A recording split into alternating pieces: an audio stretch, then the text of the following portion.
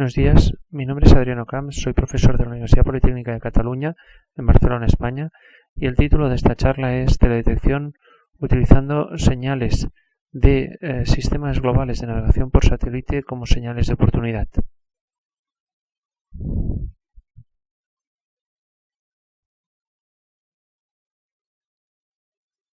El índice de esta presentación es el siguiente. Comenzaremos dando un breve resumen histórico de la evolución de estas técnicas. Revisaremos después los principios básicos, los observables, las técnicas, la instrumentación más significativa que se ha desarrollado hasta ahora, aplicaciones sobre océano, tierra y la criosfera. Comentaremos también una misión experimental universitaria llevada a cabo en la Universidad Politécnica de Cataluña para testear diferentes conceptos de GNSS-R. Y finalmente concluiremos con algunos de los problemas más acuciantes en la actualidad, como es el tema de las interferencias de radiofrecuencia, y cerraremos con unas conclusiones y un breve resumen de esta charla. La observación de la Tierra utilizando señales de sistemas globales de navegación por satélite comienza a finales o es propuesta a finales de los años 80 para reflectometría, aunque la aplicación que más se ha desarrollado es lo que se llama GNSS-RO, radioocultaciones con señales de navegación, y en la última década y media, realmente ha eclosionado, produciendo unos observables que son realmente importantes hoy en día en la predicción del clima. La reflectometría utilizando señales GNSS se ha desarrollado sobre todo a partir del año 2000 en adelante, aunque como he comentado sus inicios se remontan al año 1988. Las radioocultaciones con señales de sistemas globales de navegación por satélite en realidad tienen sus inicios no con señales de navegación, pero lo que son las radioocultaciones en sí mismas en los años 60. Se habían utilizado para observaciones de las atmósferas de diferentes planetas. Hasta el año 1995, 14 cuerpos del sistema solar habían sido ya explorados utilizando técnicas de radioocultaciones.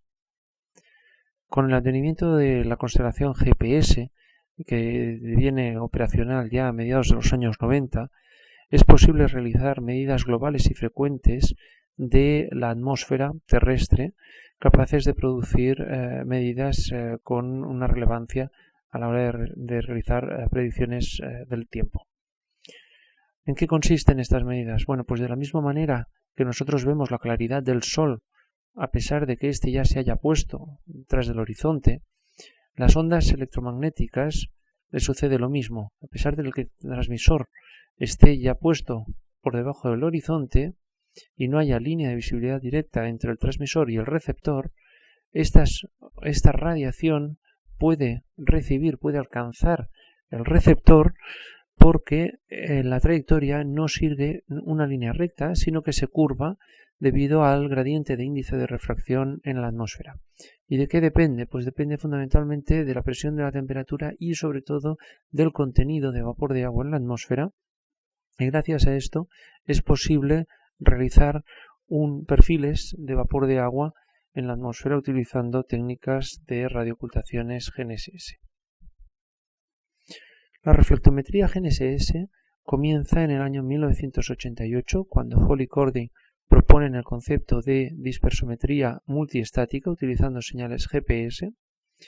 En julio de 1991, un incidente con un avión militar francés Alpha Jet que estaba testeando un receptor GPS descubrió de manera accidental que el receptor GPS en realidad era capaz de traquear, de seguir no solo la señal directa, sino la señal después de haberse reflejado sobre la superficie del océano. Estos resultados no fueron publicados hasta 3 años más tarde, cuando en la conferencia ION del año 1994, cuando se terminaron todas las investigaciones asociadas con este incidente. En el año 1993, el concepto de GNSS-R se propone para la realización de altimetría de mesoescala a fin de reducir el tiempo de revisita. Este concepto, propuesto por la ESA, se conoce con el nombre de PARIS, Passive Altimetry Reflectometry Interferometric System. A mediados de los 90, Garrison y Casper desarrollan los primeros receptores ad hoc y recogen las primeras señales GPS-R desde un avión. A finales de la década de los 90, reprocesando los datos de la misión SIR-C, el Shuttle Interferometry Radar Mission, y procesando segmentos de data en los cuales no había retornos de la señal radar, se encontró la presencia de señales GPS reflejadas. Estos resultados fueron publicados en el año 2002 by Stephen Lowe. En el año 2005, el Reino Unido lanza el UK DMC Satellite, perteneciente a la Disaster Monitoring Constellation. Este satélite llevaba una carga secundaria para la captura de señales GPS en la banda L1 y con el código CA. El procesado de estos datos evidenció que era posible recoger señales GPS reflejadas sobre el océano, sobre hielo y sobre tierra, incluso con una antena de directividades moderadas, entre 11 y 12 dB. En el año 2012, NASA selecciona la misión Cygnus, una constelación de 8 microsatélites en una órbita de inclinación baja para la monitorización de huracanes. En el mismo año 2012, la Agencia Espacial Europea selecciona el experimento GEROS para realizar GNSS-R convencional e interferométrico y polarimétrico y radioocultaciones GNSS desde la Estación Espacial Internacional. Cabe destacar que el experimento GEROS hereda la mayor parte de los estudios y desarrollos tecnológicos desarrollados con anterioridad para la misión Paris In-Orbit Demonstration. En julio del año 2014 se lanza el satélite del Reino Unido TECDEMOSAT-1 con el receptor SGR-RESI para recoger señales GNSS-R.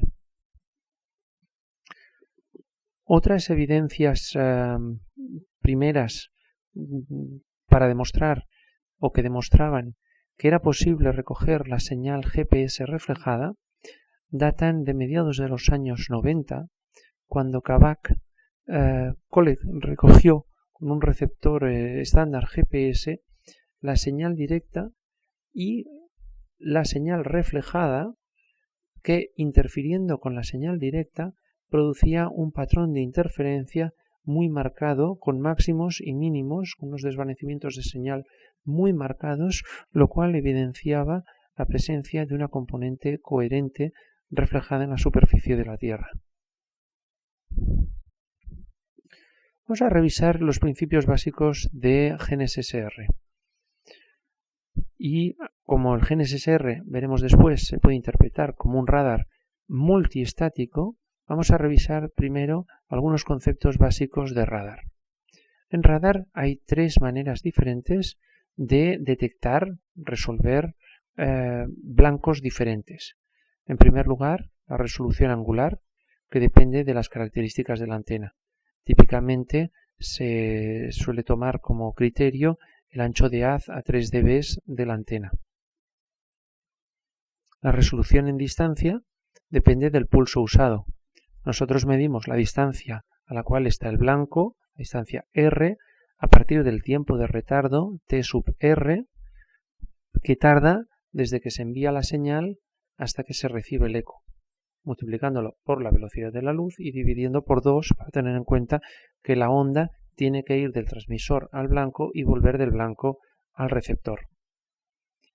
Podremos separar dos blancos que están muy próximos uno del otro siempre y cuando el retardo entre ellos sea superior a la duración del pulso delta tau, o mejor dicho, como veremos después, no es necesario que sea la duración del pulso, sino la duración de la función de autocorrelación del pulso utilizado en transmisión. Por último, podemos resolver en distancia a partir de el desplazamiento Doppler inducido en la señal que incide sobre el blanco. Cuando el blanco se acerca hacia el transmisor, la señal que se recibe, suponiendo que el transmisor y el receptor están físicamente en la misma posición, la señal que se recibe tiene una frecuencia ligeramente superior a la señal que ha sido transmitida. Si el blanco, por el contrario, se está alejando, la señal recibida tiene una frecuencia inferior. Realizando un procesado sofisticado de la señal, teniendo en cuenta su variación de frecuencia, el efecto Doppler, se pueden llegar a formar lo que se llaman aperturas sintéticas, es decir, aperturas más grandes que la apertura física de la antena que se está utilizando en transmisión y en recepción. Como comentaba anteriormente, no hace falta que los pulsos sean de duración muy corta para poder resolver dos blancos separados una determinada distancia. Lo que en realidad importa es, en el dominio de la frecuencia, qué ancho de banda están ocupando. Así pues, el pulso puede tener una duración temporal mayor siempre y cuando su función de autocorrelación sea muy estrecha. Una señal típica que se utiliza en los sistemas radar es la señal chirp, que consiste en una modulación lineal de frecuencia entre dos frecuencias F1 y F2, ocupando un ancho de banda grande, B, igual a F2 menos F1, y esto en una señal, un pulso, que tiene una duración temporal mucho más grande. Cuando la señal es recibida, se correla con el filtro adaptado y la función de autocorrelación tiene una forma, como podemos ver en la figura de la derecha, con una duración en el dominio del tiempo, delta tau, que es inversamente proporcional al ancho de banda utilizado. Así pues, la resolución en rango, resolución en distancia, podremos separar dos blancos que están separados una distancia delta R, siempre y cuando esta separación sea superior al c, la velocidad de la luz, dividido por 2 veces el ancho de banda de la señal utilizada. De la misma manera que en los sistemas radar se utilizan señales chirp, en los sistemas de navegación global por satélite, en la gran mayoría de ellos, excepto en el sistema GLONASS, ¿vale?, se utilizan unas señales que están también moduladas. No es una modulación lineal de frecuencia, sino que las señales están moduladas por unos códigos que se llaman pseudo random noise, PRNs, de manera abreviada, pero que cumplen las mismas propiedades. Cuando nosotros realizamos la autocorrelación de una señal PRN consigo misma, la señal tiene un pico de correlación muy estrecho. Si hiciésemos un zoom, la forma sería una función triangular y es prácticamente cero fuera. Cuando correlamos, hacemos la correlación cruzada entre dos códigos diferentes, esta correlación es prácticamente cero o en realidad mucho menor que el valor del pico. Además, esto tiene la ventaja de que podemos separar diferentes transmisores a partir de los diferentes códigos que se están utilizando. Por lo tanto, un sistema GNSS-R puede ser entendido o puede interpretarse en realidad como un radar multiestático con tantos transmisores como satélites estén visibles. ¿Cuántos satélites tendremos en visibilidad? Bueno, pues depende del criterio de la máscara de ángulo de elevación que seleccionemos. A fecha de marzo del 2012, considerando únicamente las constelaciones GPS y GLONASS, GLONASS es el sistema ruso, GPS no lo he dicho, pero es el sistema americano, Si tenemos en cuenta todos los satélites visibles, estaríamos hablando de que siempre tenemos entre 30 y 40 satélites en visibilidad. Si la máscara de elevación es superior a 30 grados, tendríamos unos 15 satélites. Si la máscara de elevación es superior a unos 45 grados, tendríamos unos 8 satélites, y con elevaciones superiores a 60 grados tendríamos unos 3-4 satélites. ¿Cuál es el observable? Los observables en GNSS-R no son más que la correlación cruzada de la señal recibida, S sub R, con otra señal A, que puede ser bien la señal directa o una réplica generada localmente de la señal que ha sido transmitida. Y esta correlación para diferentes retardos tau y para diferentes frecuencias Doppler f sub d. Por lo tanto, tendremos un observable que depende de las variables tiempo, tau, y frecuencia Doppler f sub d. Esta correlación la realizaremos durante un tiempo de integración t sub i, el tiempo de integración coherente, e idealmente después el promediado se extiende sobre un tiempo infinito, aunque en la práctica estará limitado, como veremos a continuación. ¿Cuál es la interpretación geométrica del delay Doppler map, el mapa retardo Doppler? Esta función de aquí, nuestro observable más genérico. La interpretación geométrica es que podemos mapear el espacio físico en el espacio retardo frecuencia Doppler. Lo que pasa es que esta aplicación no es biunívoca. De hecho, hay dos puntos, ¿vale?, para los cuales nosotros tenemos las líneas ISO-delay y las líneas ISO-Doppler, aquí indicadas. Por lo tanto, la intersección de una línea ISO-delay con una línea ISO-Doppler nos da dos puntos.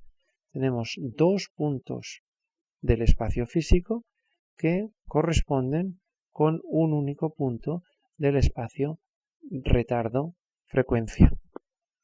En los sistemas radar, esta ambigüedad se resuelve desplazando el haz de la antena, desapuntándolo de la dirección de reflexión especular y apuntando hacia uno de los lados. Por eso la mayor parte de los sistemas radar miden el backscattering, ¿vale?, mirando en otra dirección.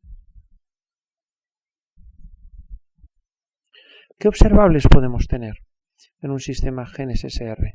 Bueno, el primero es el Delay Doppler Map, el DDM, ese es el observable más genérico. También podemos tener las waveforms, que serán un corte del DDM. Podemos tener una información escalar, como el pico de la waveform o el pico del DDM, que es lo mismo. Esta información puede ser absoluta o diferencial, relativa, entre la señal directa y la señal reflejada, y también la podemos medir tanto en reflexión como en transmisión.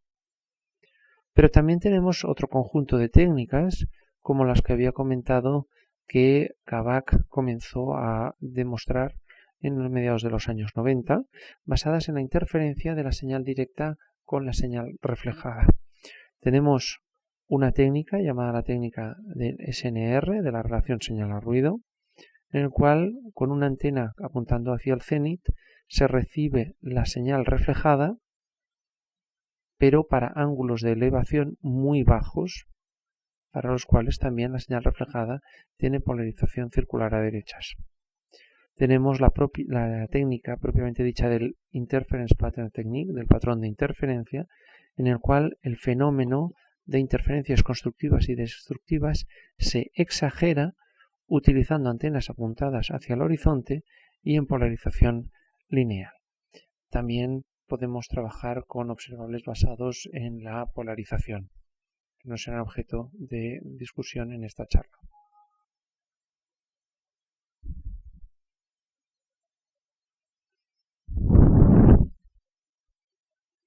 Los observables que tenemos, ¿cómo se obtienen? Bueno, se pueden obtener, como he comentado, a partir de la correlación cruzada entre la señal recibida, y la señal A, que puede ser la señal directa o una réplica generada localmente de la señal transmitida para diferentes retardos y diferentes frecuencias Doppler. Lo integramos durante un periodo de integración T sub i, que tiene que ser del orden o menor que el tiempo de correlación de la superficie y evidentemente que el tiempo de coherencia. Un valor típico es del orden de 1 milisegundo, a veces es pues un poco menos, un poquito más. Y después, matemáticamente hablando, uno obtendría o realizaría tomaría el valor absoluto, lo elevaría al cuadrado y realizaría el operador esperanza. En la práctica esto no se realiza, sino que se promedia un número n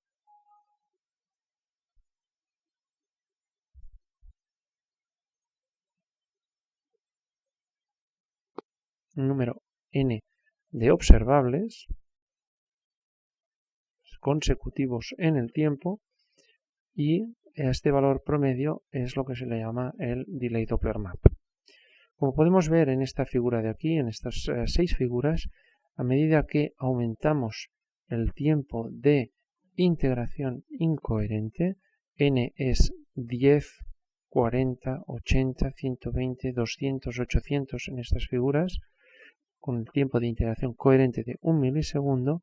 Cuando el tiempo de integración incoherente es pequeño, no somos capaces de apreciar ningún patrón en estas figuras. A partir de 40-80 milisegundos ya se empieza a notar una figura que tiene forma como de croissant, ¿vale? Y para tiempos de integración ya del orden próximos a 1 segundo ya se ve más claramente la típica forma de los delay Doppler maps sobre el océano. Algunas lecciones que se pudieron aprender con los datos limitados del UKDMC. Sobre hielo, las reflexiones son coherentes, prácticamente coherentes.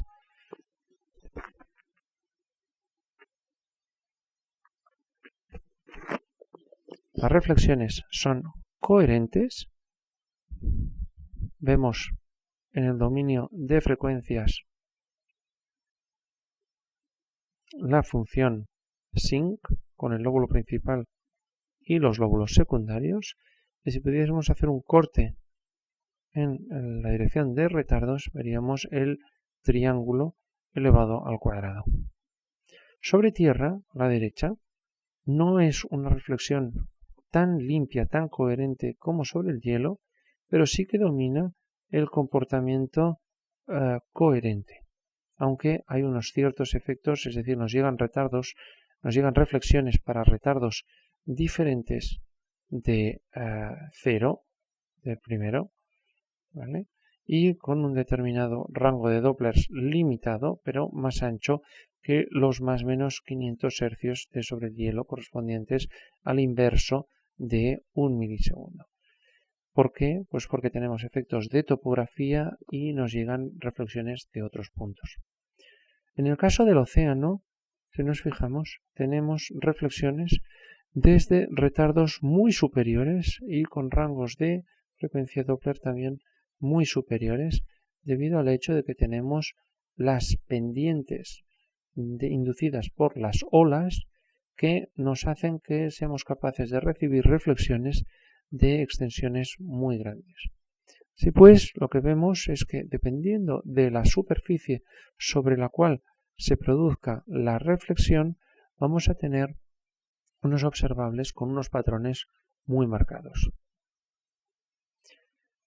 Después del lanzamiento del UK TechDemoSat 1, los mismos resultados se pudieron validar, tanto sobre hielo, una reflexión prácticamente coherente, sobre tierra también reflexiones muy coherentes, y sobre el océano reflexiones, ¿vale?, dominadas por una reflexión incoherente, ¿vale?, donde la reflexión viene de un rango de retardos y de frecuencias Doppler muy grande.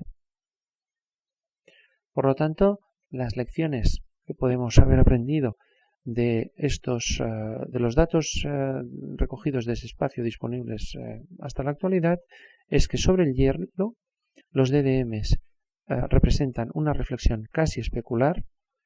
Los DDMs aparecen claramente después de unos milisegundos de integración incoherente y no hay por tanto necesidad incluso de realizar un traqueado del DDM o de la waveform dentro de la ventana de seguimiento. Sobre el océano, sin embargo, el rango de retardos y de Doppler es muy superior. Hay que integrar durante decenas o incluso centenares de milisegundos para ver claramente el DDM. Esto implica que hay que reposicionar continuamente la posición del DDM dentro de la ventana de seguimiento para realizar correctamente la integración incoherente. Sobre tierra la situación es mixta entre el hielo y el océano. Los DDM se parecen más a los del hielo, aunque están emborronados. El coeficiente de reflexión es también menor, por lo tanto hay que realizar un promediado incoherente mayor. Y el efecto de la topografía dificulta el retracking. Más DDMs en la figura de la izquierda tenemos un DDM obtenido simulado para una altura baja, 400 metros, solamente con el código CA. Como vemos, el ensanchamiento del DDM en retardo es prácticamente despreciable, aunque vemos un leading edge abrupto, ¿vale? Y una cierta cola asociada con las pendientes, con los retardos superiores, ¿vale? Y en el dominio de frecuencia, cómo se extiende desde unos menos 500 hasta más 500 hercios, ¿vale? Es el inverso del 1 milisegundo de tiempo de integración coherente. Desde una altura muy superior, una órbita LEO, 600 kilómetros, la señal nos llega desde retardos muy superiores, incluso de más de 10 chips, ¿vale? Y el rango de Dopplers también es muy superior, es de más de 6 kHz. En este caso, este DDM además ha sido generado utilizando la técnica interferométrica y se observa cómo en el leading edge, la parte anterior al pico de la waveform, es mucho más abrupto que en el caso de haber utilizado el código CA únicamente. La waveform no es más que el corte del delay Doppler map en el dominio de retardo en la posición del pico del delay Doppler map. Aquí tenemos el corte que se observaría. También podemos estar interesados únicamente en el valor del pico de la waveform, ¿vale? O, como en el caso de los DDMs obtenidos con este instrumento a bordo de este avión de control remoto, en el cual se combinaban las señales obtenidas por la antena up y la antena down, la antena que recoge la señal directa y la antena que recoge la señal reflejada. La diferencia entre los picos tiene información del retardo altimétrico, la altura del avión, y la relación entre los picos, el valor de los picos nos da información sobre el coeficiente de reflexión. Utilizando las técnicas estáticas, la técnica basada en la relación señal a ruido, SNR, con una antena apuntando a la dirección cenit. Estos son típicamente antenas de receptores GPS geodéticos. Tenemos la señal directa y la señal reflejada, ¿vale? Para ángulos de elevación muy bajos, para los cuales la señal reflejada también tiene polarización circular a derechas. Esto produce un patrón de interferencia, unas oscilaciones en la potencia recibida, ¿vale? Que nos dan información, cuya frecuencia en primer lugar depende de la altura del receptor y cuya amplitud y cuya fase dependen de las propiedades dieléctricas del medio sobre el cual se está produciendo la reflexión. Para exagerar este efecto, ¿vale? Se desarrolló de manera paralela en el tiempo la técnica del patrón de interferencia, en el cual la antena está apuntando hacia el horizonte, ¿vale? Y para todavía exagerar más de este efecto, se cambió la base de polarización circular a polarización lineal. Bien polarización vertical únicamente o vertical y horizontal. En polarización vertical ocurre algo que es casi mágico, que es la existencia del ángulo de Brewster, para el cual la onda reflejada en esta polarización desaparece. Cuando esto ocurre, estas interferencias del patrón de interferencia, que no son más que cuando las dos ondas se suman de manera coherente, ¿vale? Pero en fase, o coherente pero en oposición de fase, entonces se produce el desvanecimiento. Cuando desaparece la onda reflejada, las oscilaciones presentan un mínimo. Y esta posición, ¿vale?, en ángulo, depende de la constante dieléctrica del medio.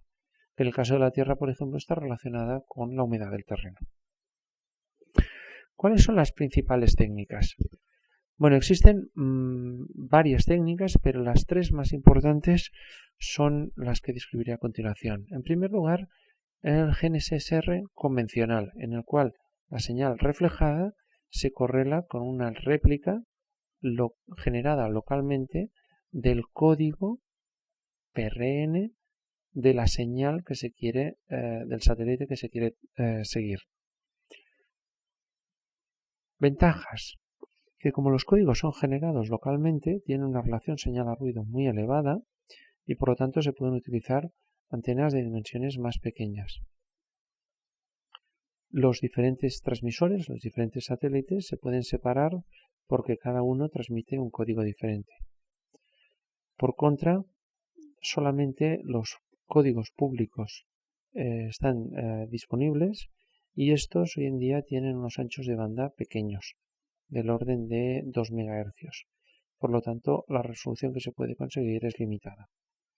Y también, como estamos realizando una medida absoluta de la señal reflejada, las dinámicas tanto en retardo como en frecuencia Doppler son altas y el receptor tiene que ser capaz de compensarlas para poder hacer el seguimiento de manera dinámica.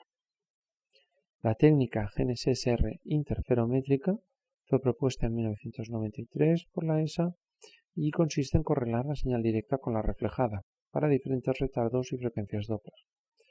La ventaja es que sirve cualquier señal, no solamente los sistemas de navegación, sino cualquier señal de señales de televisión o de radio por satélite, cualquier cosa. Tenemos acceso al ancho de banda entero, por lo tanto, a una resolución mejor. Normalmente también estas otras señales que no son de navegación tienen una potencia transmitida más elevada, por lo tanto, en principio eso también puede ayudar. Y además que como parte de la dinámica es común a la señal directa y a la señal reflejada, al hacer la correlación cruzada, la dinámica del retardo y del Doppler es menor que en el caso del GNSS-R convencional. Por contra, como la SNR de la señal directa es muy baja, hacen falta antenas de directividades muy elevadas. Además, los transmisores se tienen que separar utilizando diferentes retardos y frecuencias Doppler porque no se pueden separar por código como en el caso del convencional. Además, si nuestra antena es una antena de grandes dimensiones, eso quiere decir que el ancho de haz será estrecho y para seguir diferentes satélites nos hará falta una antena con varios haces simultáneamente.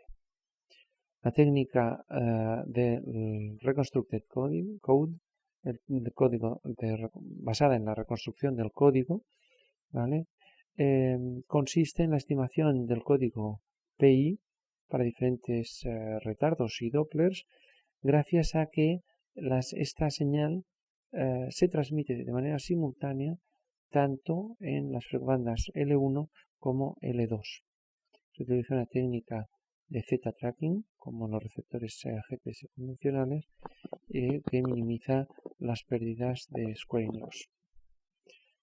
Ventajas las mismas que el GNSS-R convencional, con la ventaja añadida de que las señales de un ancho de banda grande también están disponibles. Y por contra, es que como no se conoce el código PI, sino que solamente se estima, pues hay unas pérdidas de correlación pero son moderadas. Si queremos realizar dispersómetros, no solamente altímetros, se pueden utilizar dos sistemas similares, uno mirando hacia el cenit, otro mirando hacia el nadir, bien en configuración GNSS convencional o GNSS de código reconstruido, ¿vale? Y solamente nos interesa la información del pico. También podemos tener un único receptor y que la antena mire secuencialmente hacia arriba o hacia abajo, evidentemente al mismo satélite, y a partir de ahí, de la relación de estos valores, de los picos de las waveforms, obtenemos la información de reflectividad. Y evidentemente la última de las técnicas también es la del patrón de interferencia, bien en su implementación como SNR o como IPT. Vamos a revisar ahora algunos de los receptores que se han desarrollado hasta ahora. El primero de todos fue el NASA Delay Mapping Receiver.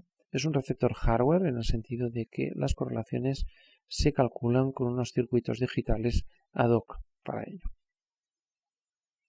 Era un receptor con un único canal, tenía 12 lags de correlación separados aproximadamente medio chip cada uno. El receptor NASA JPL Delay Doppler Mapping Software Receiver, ¿vale? En realidad es un data logger en arrays de discos o en cintas anteriormente, ¿vale? Y los productos GNSS-R y en general los Delay Doppler Maps se obtienen a posteriori en un ordenador. El Delay Doppler Mapping Software Receiver de ESA era similar al anterior, con dos receptores turbo Rogue modificados, ¿vale? Y el raw data, los datos crudos, se almacenaban en cintas de disco.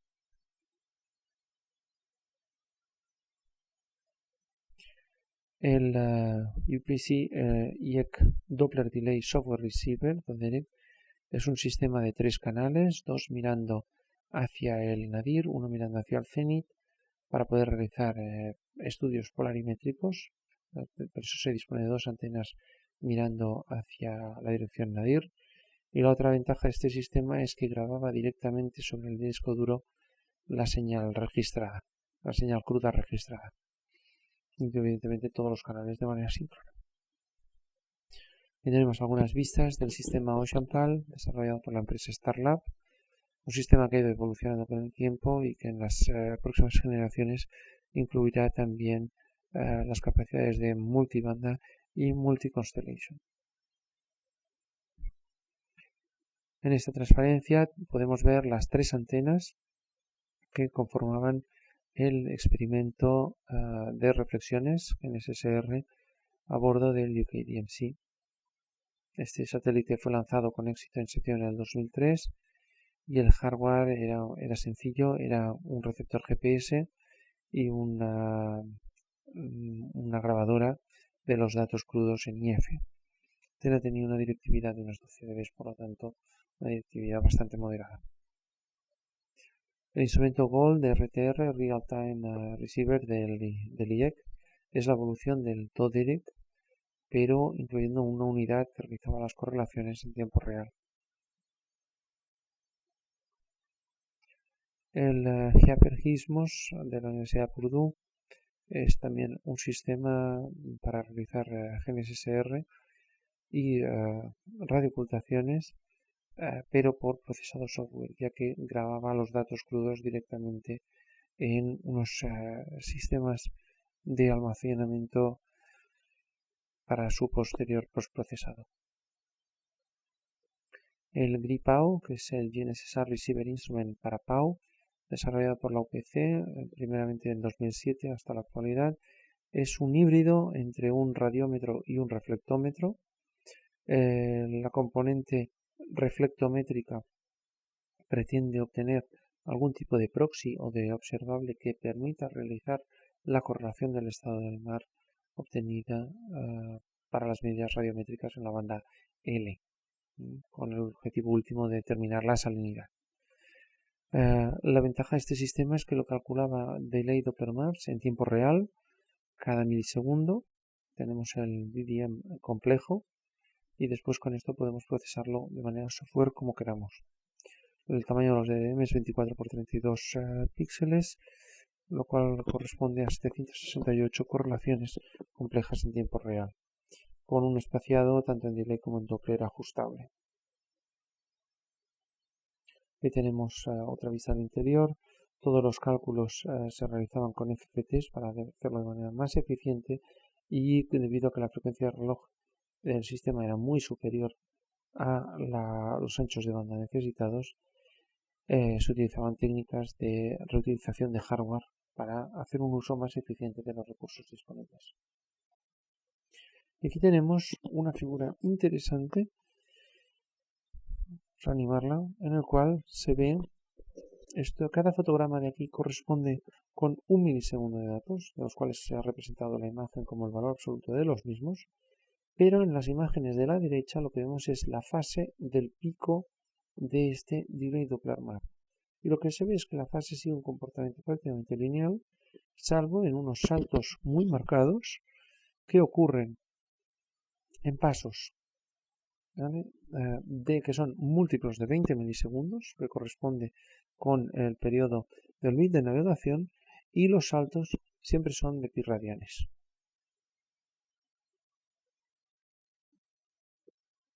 El SMIO es el Soil Moisture Interference Pattern GNSS Observations at L-band Instrument. La ventaja es que es un instrumento muy sencillo. Uno tiene que tener cuidado solamente con la antena receptora, que tenga suficiente polarización y que no coja las señales por donde no deban. En cambio sí que lo haga bien del cuadrante que tiene asignado.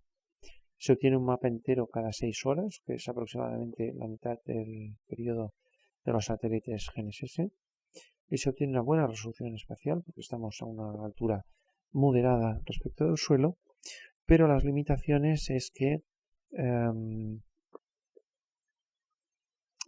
no se puede poner el instrumento a una altura arbitraria, ya que la señal se decorrelaría.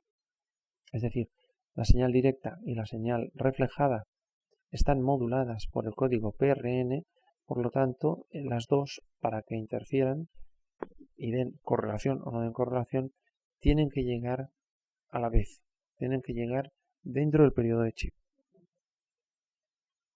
Este es otro ejemplo de un receptor miniatura montado en un avión de control remoto, y todavía para ahorrar más recursos, tanto la señal directa como la señal reflejada se combinaron en el mismo data logger.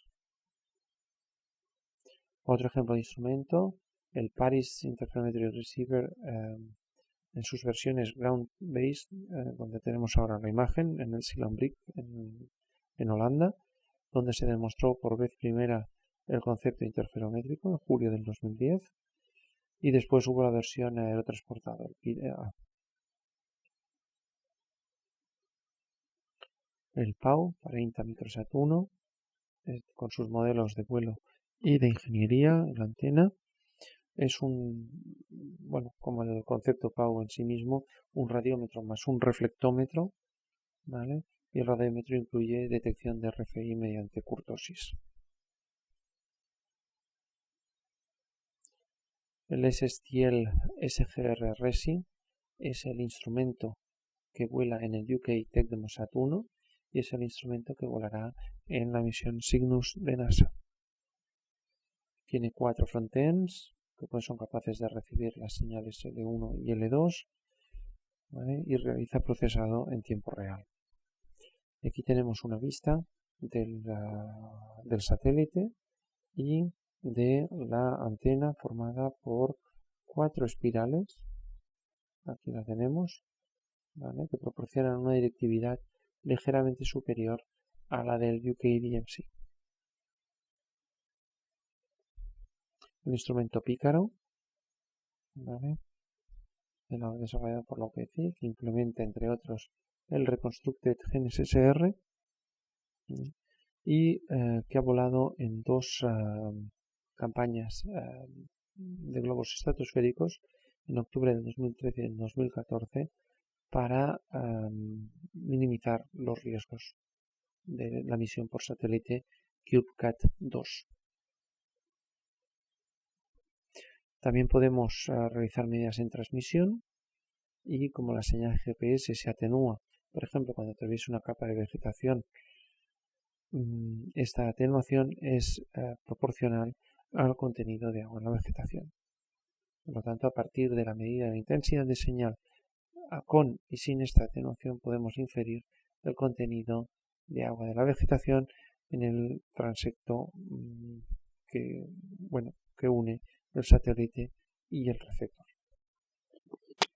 Vamos a entrar ahora en una revisión de las diferentes aplicaciones sobre el océano, sobre tierra y sobre la criosfera.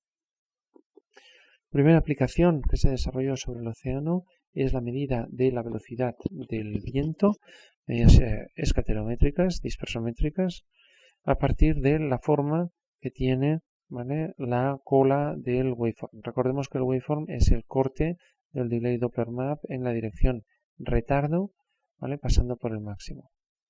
Por lo tanto, cuanto más viento hay, ¿vale?, vamos a tener pendientes más altas de las olas y vamos a tener, por lo tanto, que nos llegan retardos de direcciones más alejadas. Esto se va a traducir en un decrecimiento del pico del waveform. La amplitud máxima va a ser menor, pero para retardos superiores va a ser más importante. ¿Vale? A partir del DDM también es posible obtener proxies de la velocidad del viento, proxies sencillos basados en el centro de masas del DDM. CM sub tau y CMFD es el centro de masas en las componentes retardo y delay, y delta tau, delta FD son los pasos del DDM tanto en un dominio como en otro. En la fórmula de la izquierda, debajo, tenemos una fórmula para obtener de manera empírica la velocidad del viento con un error inferior al metro por segundo y con un sesgo también inferior al metro por segundo. Pero el DDM no solamente contiene información de la intensidad de viento, sino también de la dirección. Y esto se traduce en que la forma del DDM es asimétrico. Entonces, mirando la posición, el ángulo que forma el centro de masas del skirt de la zona exterior entre 5 y 8 dB, Valencia et al. Encontraron que este ángulo estaba directamente relacionado con la dirección del viento. En este ejemplo, que es un experimento realizado por el NOAA, los valores que se estimaron para el error cuadrático medio eran de unos 10 grados. También hay otras aproximaciones para medir el estado del mar, como el volumen que se esconde debajo del DDM por encima de un cierto umbral, ¿vale? En el volumen se entiende normalizado, porque cuando hace más rugosidad el pico decrece y el DDM se ensancha. El volumen total por debajo del DDM es el mismo, ¿vale?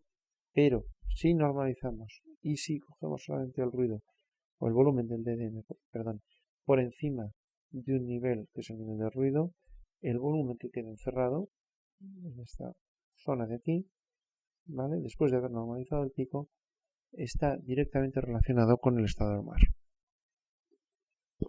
Esto se aplicó finalmente para demostrar que la corrección del estado del mar era posible, es posible, y aquí tenemos un ejemplo obtenido en el Golfo de Finlandia. En línea roja tenemos lo que se llama el Flat Sea Model, el modelo de mar plano, que solamente tiene en cuenta la temperatura y la emisividad tenida como 1 menos el coeficiente de reflexión, que depende del ángulo de incidencia de la constante dieléctrica, que a su vez depende de la salinidad y temperatura y de la frecuencia también, evidentemente. En azul tenemos los datos crudos y en verde los datos corregidos una vez ya se ha hecho la corrección del estado del mar, que es esta corrección de aquí, delta TV. Con esto y utilizando la medida del volumen por debajo del DDM o del área por debajo de la waveform, y por encima de un cierto umbral de ruido, ¿vale? Es posible realizar una corrección del estado del mar tal que, ¿vale?, el error RMS se reduce de 2,8 a 0,1 PSUs. Las aplicaciones altimétricas están basadas en la medida del retardo entre el pico de la correlación de la waveform de la señal directa y el punto de máxima derivada de la waveform de la señal recibida. Este retardo es el retardo que nos da la información altimétrica, a qué altura se encuentra el punto de reflexión respecto del observador, el receptor. Evidentemente dependerá del tipo de señal utilizado. En rojo tenemos en la curva de la izquierda la función de autocorrelación para el código L1CA y en azul para el código compuesto, para la señal compuesta formada por el CA, el P y el M. Y aquí tenemos en la figura de la derecha dos gráficas que ilustran cómo sería la waveform si se utilizan estos dos tipos de señales. En el caso de la señal CA, la gráfica en rojo, ya se ve que la señal es mucho más suave, aunque tiene mayor amplitud. Y en el caso de la señal compuesta, la figura azul, en este plot de aquí, ¿vale?, la pendiente es mucho más abrupta alrededor del origen, lo cual quiere decir que en principio cabe esperar mejor resolución altimétrica con el concepto de Interferometric GNSS que con el convencional. Para validar o no este punto se realizaron diversos experimentos, uno de ellos sobre un pantano en Salamanca, y se comparó la relación entre la desviación estándar que se obtenía en altura con el convencional y con el reconstructed. Se utilizó el reconstructed porque en aquel entonces el interferométrico no estaba disponible y además porque requería unas antenas más grandes. Entonces se ve como entre uno y otro se obtiene una mejora de un factor 2,4 como mucho, incluso para tiempos de integración incoherente suficientemente largos. Sobre el mar, el experimento de los paneles de abajo, sobre el mar Mediterráneo, evidentemente, se realizó otra campaña desde el extremo de un muelle, ¿vale?, y de nuevo se encontró que la relación era de unos 2,4 entre una técnica y la otra. Y estos son los resultados realizados en el mar Báltico por el grupo del Instituto de Estudios Espaciales de Cataluña, en el cual se ve cómo cuando el avión va y vuelve, efectivamente es capaz de ver la variación, ¿vale?, de la pendiente de la superficie del mar. Los puntos rojos corresponden con el GNSS interferométrico, los azules con el convencional, y el ratio de los dos es aproximadamente 2. Otras aplicaciones para la medida de mareas recientemente propuestas, ¿vale?, también pero utilizando la técnica del SNR. Otras aplicaciones sobre océano es la creación de mapas de reflectividad sigma 0, teniendo en cuenta que la sigma 0 incluye información de la probabilidad de densidad la función de densidad de probabilidad, la PDF, de las pendientes coeficiente de reflexión de Fresnel. Todo esto es la sigma 0. Y si uno tiene en cuenta de que el delay Doppler map se puede expresar como la convolución de los términos geométricos con otros que dependen de sigma 0, es posible realizar la deconvolución del delay Doppler map. Maneras de resolver la ambigüedad, pues sería, por ejemplo, utilizando una antena con dos haces, apuntando para un lado o para otro, ¿vale?, o realizando un procesado multi-snapshot, multi-look. Aquí tenemos un ejemplo de simulación de un receptor a bordo de la Estación Espacial Internacional cuando el huracán Sandy estaba pasando por delante de las costas de Florida. En este ejemplo en concreto se eligió porque Bueno, los puntos de reflexión sobre el mar atraviesan el ojo del huracán. Y como se puede ver en esta secuencia de snapshots, ¿vale? Hay al principio la parte de arriba del Delay Doppler Map tiene mayor intensidad que la central o que la inferior, la cola del DDM, mientras que en el tercer panel la cola tiene mayor importancia, la mitad inferior. La mitad superior ahora tiene menor amplitud. Y en la zona central el pico se produce en el centro del DDM. ¿Vale? Otro ejemplo de técnica para recuperar sigma cero. Y otras aplicaciones de los mapas de sigma cero, que no son ya mapas de velocidad de viento, sino mapas de reflectividad que nos permiten detectar la extensión de vertidos de crudo. Cuando se produce un vertido de crudo, la reflectividad de esa zona aumenta porque la superficie se hace más plana, y en el caso de GNSS-R, como la reflexión es en forward scattering, recibimos una señal más intensa de las zonas que están cubiertas por aceite. Aplicaciones terrestres. Masters, durante su tesis de máster, encontró, utilizando el Delay Mapping Receiver de NASA, una correlación bastante buena entre la humedad del terreno y la relación señal a ruido. Es esta de aquí. También se encontró una correlación entre la SNR y la temperatura de brillo en campañas realizadas más adelante en la tesis de máster. Y tenemos algunos resultados utilizando el receptor PAU en una campaña realizada en Salamanca, y se observa como por debajo de 10% el sistema pierde sensibilidad y tiende a saturarse. ¿Vale? Y esto es así porque por debajo del 10% el coeficiente de reflexión es muy pequeño y la señal reflejada tiene una intensidad muy baja. Otros ejemplos de aplicación, ahora aerotransportados, realizados durante las campañas GELOS en la zona de Yanco, en Nueva Gales del Sur, en Australia, durante septiembre y octubre del 2013, en colaboración con la Universidad de Monash, en Melbourne. Se puede ver en estas gráficas el instrumento largo, montado en un buggy o montado en un avión con las dos antenas. Y algunos de los resultados del largo saliendo del aeropuerto. Aquí se ve una gran variabilidad de colores correspondientes a diferentes zonas de tierra, o zonas más húmedas, zonas más secas. Las zonas de color azul se corresponden con las zonas de mar, una reflectividad mayor, en este caso la escala de colores está invertida. Sobre tierra debe ser más rojo, porque quiere decir que la reflectividad es menor. Tenemos diferentes ejemplos. En la figura de arriba a la izquierda vemos unas manchas azules importantes cuando el punto de reflexión especular pasa por encima del canal de agua. En las zonas de campos vemos que va cambiando en función del tipo de campo que está siendo observado.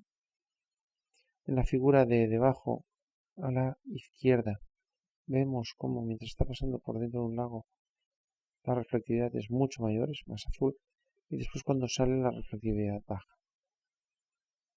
Y en la figura de la derecha vemos un bonito ejemplo de un sistema siguiendo hasta 4 ground tracks a la vez. Aplicaciones de criosfera, detección de hielo. Hay un contraste, como hemos visto, muy fuerte entre los Delay Doppler Maps sobre mar y sobre hielo. Por lo tanto, se ve muy claramente dónde está este contorno. ¿Vale? O sea, hielo joven se detecta perfectamente y hay una correlación muy buena. Para hielos de más años ya la cosa es más difícil. Aunque desde algún experimento estático realizado en Domsea, en la estación ítalo-francesa de Domsea, se ha podido medir reflexiones hasta unos 200 metros de profundidad. Porque el DDM no presenta solamente un pico, sino más de 4 o más. Las aplicaciones a la medida de la humedad utilizando la técnica de SNR, ¿vale? Como he comentado antes, se reciben utilizando una antena geodética que apunta hacia el cenit la señal directa y la señal reflejada que se recibe para ángulos de elevación muy bajos. Ambas tienen polarización circular a derechas y por lo tanto son captadas por la antena, aunque la reflejada también está muy atenuada por el backload de la antena. Lo que se ve es que la SNR evidentemente tiene una amplitud que depende del valor de humedad, ¿vale? A mayor humedad, mayor reflectividad, y la SNR también irá fluctuando desde valores más altos hasta valores más bajos, y hay una fase, ¿vale? Una fase que también depende del valor de humedad. Lo que se encontró es que había una buena correlación entre la fase y la humedad.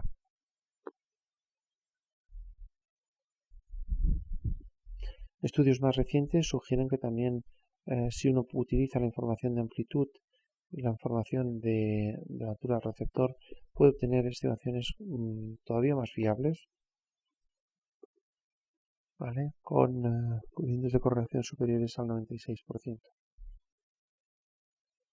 Y utilizando el Interference Pattern Technique, el concepto es similar, pero como ahora la antena está apuntando hacia el horizonte, ¿vale? Y por construcción se ha hecho que tenga un diagrama perfectamente simétrico, la amplitud con la que llegan la señal directa y la reflejada es prácticamente la misma, a excepción del coeficiente de reflexión. Cuando el satélite se está moviendo y alcanza lo que es el ángulo de Brewster, la señal reflejada en polarización vertical desaparece y el patrón de interferencias desaparece también, ¿vale? Esto se utiliza para inferir la constante dieléctrica. En algunos casos, cuando ya comienza a haber vegetación o cuando la rugosidad es importante, es muy difícil localizar la posición del ángulo de Brewster porque no está claro. Entonces se pueden utilizar sistemas con doble polarización, horizontal y vertical, y mirando la diferencia de fases entre estos dos, podemos calcular de manera muy precisa la posición del ángulo de Brewster, ya que se produce cuando la diferencia de fases entre el IPT en polarización horizontal y el IPT en polarización vertical es de 90 grados. Aquí tenemos algunos resultados utilizando el instrumento Smigol, ¿vale? En Palau d'Anglesola, en Lleida. Como vemos, no solamente se puede obtener a partir del ángulo de Brewster una estimación precisa de la humedad, sino que a partir de ir ajustando la amplitud para todos los valores del patrón de interferencia, uno puede estimar cuánto vale la humedad para cada punto del terreno y así obtener mapas. Cuando la vegetación empieza a crecer, ¿vale? Ya no es un problema solamente de localizar dónde está el ángulo de Brewster, sino que se producen fenómenos de interferencia múltiple y aparecen varios noches, ¿vale? Varios puntos en los cuales la amplitud de las oscilaciones decrece. Midiendo la posición de los noches y su número, es posible estimar cuánto vale la altura de la vegetación. Y esto es lo que hemos hecho incluso en campos de trigo cuando el maíz llegaba a casi 3 metros de altura. Y como ustedes saben, esta es una de las plantas que más agua absorbe y está muy compactada. Hemos utilizado la misma técnica para estimar la profundidad de la nieve, ¿vale? En un experimento realizado desde noviembre de 2010 hasta mayo del 2011, durante 6 meses, en el Pla de Beret, en Valle de Arán, en los Pirineos, ¿vale? Y sí que se ha encontrado una buena correlación también entre el número de noches, donde están los puntos en los cuales no hay oscilaciones de la amplitud, porque se desvanece la señal reflejada, y el grosor de la capa de nieve. Sin embargo, cabe hacer énfasis en que aquí los efectos de topografía son muy importantes, porque estamos en un terreno montañoso y hay que corregirlos anteriormente. Y aquí tenemos 4 ejemplos de mapas de espesor de nieve y la comparación con el sensor ultrasónico de nieve en el panel central. Como se ve, la correlación es muy buena. Y comentaba antes los efectos de topografía. De hecho, estos efectos de topografía nos dimos cuenta en el segundo de los experimentos, cuando el terreno no era perfectamente plano, sino que tenía una cierta pendiente. Entonces, ¿la topografía cómo afecta? Bueno, pues la topografía afecta modulando la frecuencia del patrón de interferencia. Si nosotros tenemos un terreno que sube, la altura relativa entre el receptor y el punto donde se produce la reflexión va a bajar y por lo tanto la frecuencia también va a bajar. Si por contra el terreno sube, el terreno baja, la altura relativa entre el receptor GPS y el terreno aumenta, o el lugar donde se produce la reflexión del terreno aumenta, y la frecuencia de las reflexiones va a aumentar, como se puede ver en esta figura de aquí. Esto mismo se puede aplicar para la monitorización del nivel de agua en estanques, en pantanos, etcétera, o incluso para seguir las mareas, pero aquí con precisión centimétrica. Y también podemos utilizar el IPT para medir el estado del mar, solamente que tardamos, pues eso, del orden de horas para realizar cada una de estas estimaciones. ¿Cómo se puede hacer? Pues fácil, en función del significant wave height, de la altura significativa de las olas. Si el mar está en calma, veremos un patrón de interferencia que se extiende desde 0 hasta 90 grados. Sin embargo, a medida que el mar comienza a estar agitado, este patrón de interferencias desaparece en un ángulo o en otro. Y cuanto mayor sea la significant wave height, ¿vale?, menor va a ser el ángulo para el cual, ¿vale?, todavía vamos a tener un patrón de interferencias. Si esto lo correlamos, esto es el resultado de 3 meses de campaña, cuál es el significant wave height y el ángulo de corte estimado, ¿vale?, lo que se ve es que hay una correlación razonablemente buena entre uno y otro, ¿vale?, y eso permite realizar la estimación del significant wave height, excepto cuando el significant wave height sobrepasa 0,7, para los cuales ya no existe ningún patrón de interferencia. Como comenté anteriormente, también se puede utilizar para estimar el contenido de agua en la vegetación a partir de la medida GNSS-T de Transmissivity, no GNSS-R, ¿vale?, ya que la atenuación sufrida por la señal es proporcional con un coeficiente de proporcionalidad B, que depende del tipo de vegetación, pues es proporcional con el Vegetation Water Content, contenido de agua de la vegetación. Aquí tenemos algunos resultados en un campo de nogales.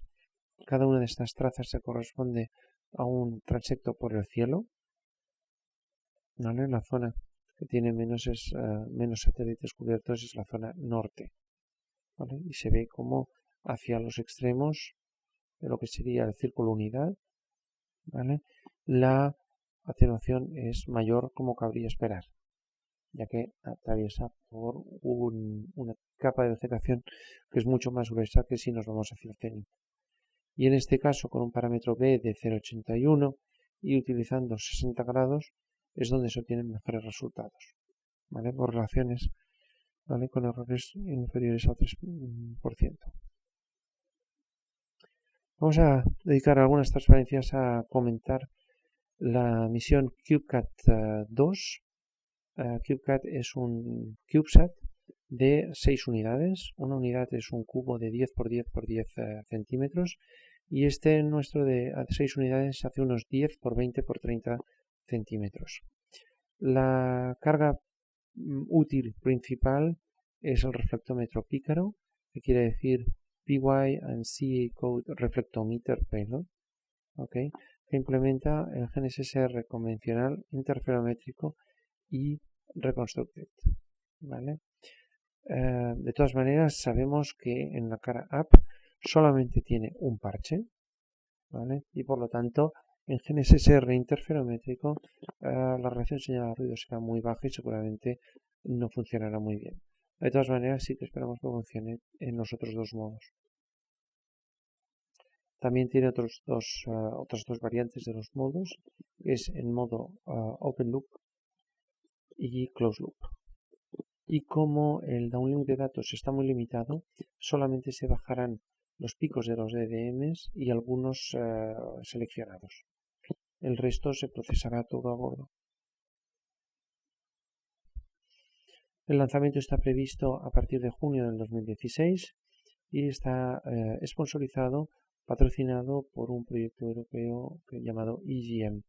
Y en estas fotos podemos ver lo que es el FlatSat del satélite, otra vista, ya intentándose integrar un test fit dentro del Quad Pack, que es el Satellite Deployer. Y aquí tenemos el satélite, el modelo de vuelo montado, y aquí una vista de cómo sería y los diferentes subsistemas. Este array de antenas que tenemos en la cara A, de 6 antenas, está apuntando al nadir y es el encargado de recoger las señales reflejadas. Cada una de estas antenas es de doble banda y de doble polarización.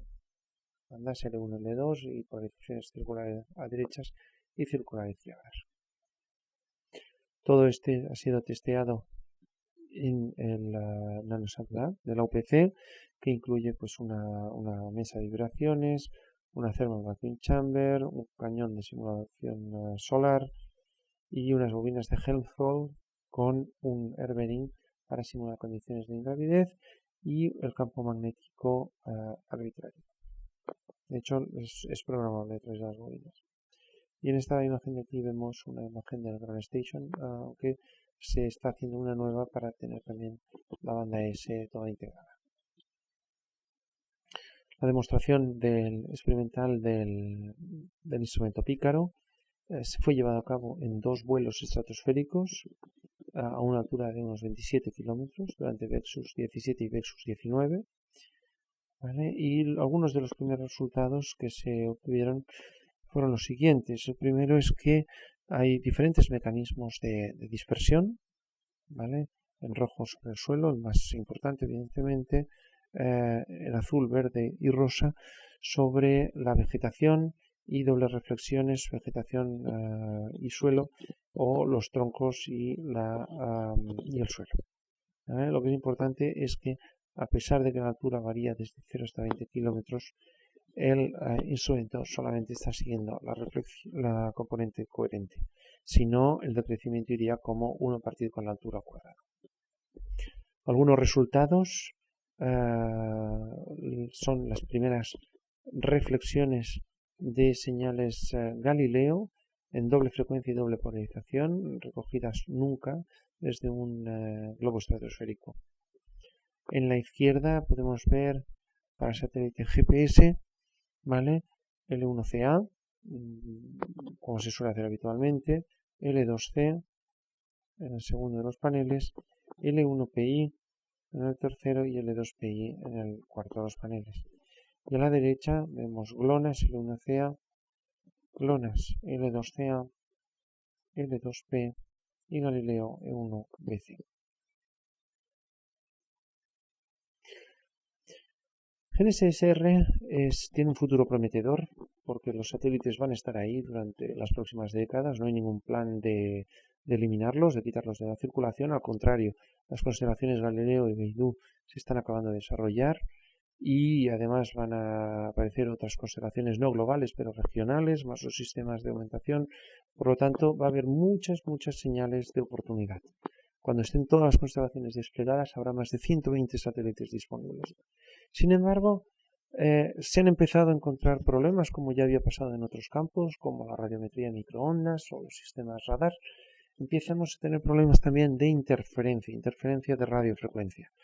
Bien deliberada o no, bien porque, como en el ejemplo del sistema Light Square, que quería transmitir justo en la banda inferior a GPS, que hace que sea mucho más, los receptores de ancho de banda grande sean todavía mucho más sensibles por el leakage, lo que se cuela de esta radiación dentro de la banda de GPS, que lo hubiese llegado completamente a bloquear. También podemos tener otras interferencias proveniendo de armónicos de bandas inferiores o directamente jammers, que son sistemas pensados para hacer perder la sensibilidad de los receptores. Estos jammers muchas veces se venden por unas pocas decenas de euros bajo el nombre de dispositivos de privacidad personal, PPDs. Las interferencias también se han visto desde satélite en las zonas de Ucrania y en las zonas sobre Estados Unidos. ¿Vale? Aquí se ven pues eso, DDMs buenos y las zonas de RFI, que está todo absolutamente fastidiado. Pero de la misma manera que aparece el problema, se están empezando a desarrollar técnicas para combatir las interferencias. Las interferencias van a ser mucho peor en las bandas L5 y E5, donde se comparten las bandas con los sistemas DM y TACAN de navegación aérea, y va a ser todavía más importante en el sistema interferométrico que en el convencional, porque en el interferométrico todo cuenta, cuando se corregla es la directa con la de abajo, mientras que los sistemas convencionales, como los sistemas de navegación, incorporan una resistencia intrínseca. En este sentido, desde la UPC hemos estado desarrollando un sistema, el sistema Phoenix, para combatir, para eliminar o mitigar al menos las interferencias de radiofrecuencia y permitir que los receptores de navegación sigan funcionando. Aquí tenemos un ejemplo de cómo funciona. Tenemos el sistema funcionando en el dominio del tiempo, en el dominio de la frecuencia del espectro es plano, en el dominio del tiempo vemos una señal ruidosa, todos los satélites se están siguiendo, excepto este que está en una elevación muy baja, y en el momento que enchufamos el jammer, lo conectamos, a pesar de conectarlo a la antena a través de 60 dB de atenuación, vemos cómo en el dominio de la frecuencia ha subido en la banda de GPS el nivel de ruido, en el dominio del tiempo la señal es mucho más ruidosa, los satélites se pierden todos, pero cuando conectamos el sistema anti-jamming se ha atenuado de manera significativa el nivel de ruido, también ha desaparecido prácticamente todo en el nivel del tiempo, en el dominio del tiempo, perdón, aunque no totalmente, y los satélites vuelven a poder ser seguidos.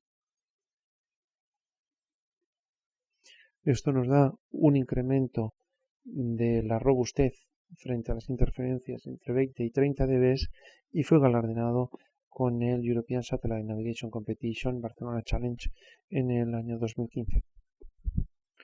A modo de conclusiones, bueno, pues hemos revisado brevemente la historia de estas técnicas emergentes, muy por encima para radioocultaciones y más en detalle para reflectometría GNSS-R.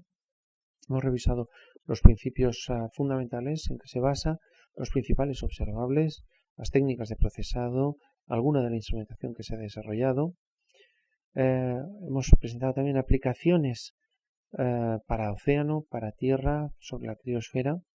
Hemos presentado muy brevemente la misión CubeSat-2, desarrollada desde el entorno universitario. Y un último comentario sobre el riesgo real que suponen las interferencias de radiofrecuencia, ¿vale? Intencionadas o no, ¿vale? Pero en concreto los jammers, por su gran número, pueden ser realmente un problema y por lo tanto hay que empezar a buscar las soluciones.